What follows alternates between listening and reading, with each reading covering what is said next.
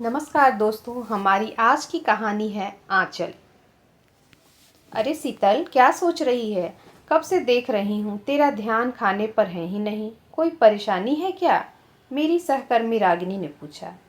नहीं यार, कोई खास बात नहीं, बस थोड़ी देर पहले मेरी सासू माँ का फ़ोन आया था। असल में बात यह है कि मेरी जेठानी के बेटे ने इस साल 10वीं की परीक्षा बड़े अच्छे नंबरों से पास की है। आगे की पढ़ाई के लिए गांव में कोई अच्छा स्कूल नहीं है। वह डॉक्टर बनना चाहता है। सासू माँ चाहती हैं कि 11वीं और 12वीं की पढ़ाई के लिए उसे मैं अपने पास यहाँ बुला लूँ। यहाँ अच्छे और बड़े बड़े स्कूल भी हैं, साथ ही मेडिकल की तैयारी के लिए कई कोचिंग इंस्टीट्यूट भी हैं, जिसमें उसका एडमिशन हो जाएगा और स्कूल और मेडिकल की तैयारी दोनों साथ साथ हो पाएंगे। अच्छा, तो यह बात है। फिर तूने क्या जवाब दिया? फिलहाल तो कुछ नहीं कहा। मैंने कहा है कि सोच कर बताऊंगी। लेकिन लेकिन मैं बड़े असमंजस में हूँ, क्या करूँ क्या नहीं। किसी और के बच्चे की जिम्मेदारी लेना। एक बार अपने पति से चर्चा करती हूँ, देखती हूँ वह इस विषय में क्या कहते हैं। देख यार शीतल, मैं तो यही कहूँगी कि इस झमेले में ना ही पड़ो तो अच्छा है। एक तो तुम नौकरी पेशा हो, दूसरे यार प्राइवेसी नाम की भी कोई चीज़ होती है। आगे तुम्हारी मर्जी। तभी लंच ब्रेक खत्म हो जाता है और सभी अपने अपने टेबल पर वापस चले जाते हैं। इसी असमंजस की स्थिति में बाकी का दिन निकल जाता है। शाम को ऑफिस से लौटते समय बाजार से कुछ जरूरी सामान लेना था। गाड़ी की पिछली सीट पर सामान रखकर जैसे ही मैं आगे का दरवाजा खोलने लगी, तभी पीछे से एक आवाज़ आई, दीदी।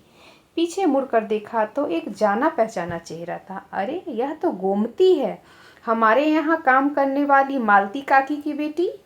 उम्र में मुझसे कुछ ही साल छोटी रही होगी। अपनी माँ के साथ अक्सर हमारे यहाँ आया करती थी। छोटी सी उम्र में ही घर के कामों में निपुण हो गई थी। उसकी आवाज़ थोड़ी तोतली थी, जो बड़े होने पर भी नहीं सुधर पाई। माँ ने बताया था इसी वजह से उसके पति ने उसे शादी के कुछ महीनों बाद ही छोड़ दिया था। बाद में सुना कि उसकी दूसरी शादी करवाई गई। दीदी, आपने मुझे पहचाना नहीं क्या? उसकी आवाज़ से मेरा ध्यान टूटा। हाँ हाँ गोमती, पहचान लिया, पर तू यहाँ? हाँ दीदी, मेरा पति पिछले महीने मुझे और मेरे बच्चों को यहाँ लेकर आया है। वह पास की ही एक फैक्ट्री में मजदूरी का काम करता है।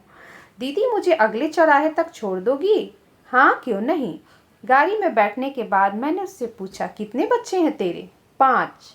यह सुनकर मैं हैरान रह गई और उसे लगभग झिड़कते हुए कहा, आज के ज़माने में 5 बच्चे? तुझे अकल नहीं क्या घूमती? कैसे पालन पोषण करेगी उनका? कैसे पढ़ाई लिखाई करवा पाएगी?